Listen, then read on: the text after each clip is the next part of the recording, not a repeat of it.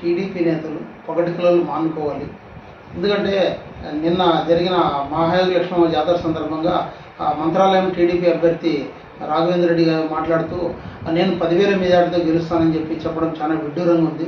ఎందుకంటే నువ్వు గతంలో ఎలాంటి ఎన్నికల్లో పోటీ చేసి గెలిచిన దాఖలాలు లేవు, ఎక్కడ పోటీ చేసిన దాఖలాలు కూడా లేవు.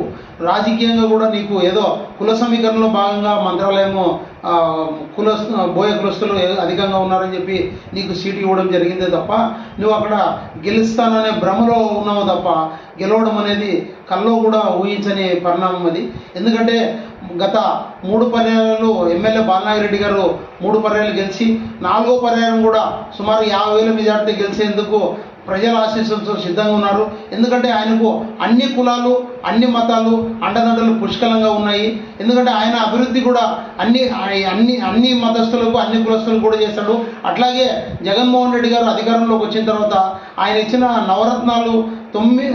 నవరత్నాలు కూడా అందరికీ అందేలా, పార్టీలకు అతీతంగా ప్రతి ఒక్కరికి అందేలా విధంగా, అట్లాగే వృద్ధులకు ఉదయం 1వ తేదీ ఉదయం 6 గంటలకే ఇంటికి పెన్షన్ అందే విధంగా.